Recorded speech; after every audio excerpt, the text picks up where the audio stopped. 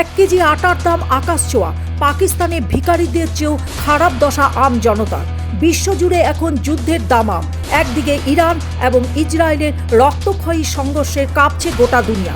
আর ঠিক সেই আবাহে প্রতিবেশী দেশ পাকিস্তান এবং আফগানিস্তানের মধ্যে সংঘাত চরম আকার ধারণ করেছে। এই দুই দেশের লড়াইয়ে সরাসরি প্রভাব পড়ছে সাধারণ মানুষের পকেটে। এমনিতেই পাকিস্তানে দীর্ঘময় ধরে চরম আর্থিক সংকটের মধ্যে দিন যাচ্ছে, তার উপরে আফগানিস্তানের সঙ্গে এই যুদ্ধের পরিস্থিতি দেশটিকে এক অন্ধকারের ভবিষ্যতের দিকে ঠেলে দিচ্ছে। বর্তমান পাকিস্তানে নিত্য প্রয়োজনীয় জিনিসের দাম সাধারণ মানুষের নাগালের বাইরে চলে যাচ্ছে। বাজারের দর অনুযায়ী পাকিস্তানের 10 কেজি আটা একটি প্যাকেটের দাম 890 টাকা থেকে শুরু করে 1500 টাকা পাকিস্তানি রুপি পর্যন্ত পৌঁছেছে। অর্থাৎ মাত্র 1 কেজি আটা কিনতে মানুষকে গুনতে হচ্ছে 89 থেকে 150 টাকা।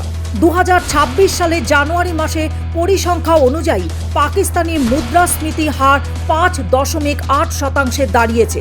অর্থাৎ প্রতিবেশী দেশ আফগানিস্তানের 2015 সালের মাঝামাঝি সময় মুদ্রাস্ফীতি হার ছিল মাত্র 2.2%। এই তুলনামূলক চিত্র স্পষ্ট করে দিচ্ছে যে পাকিস্তানি অর্থনৈতিক অবস্থা কতটা শোচনীয়।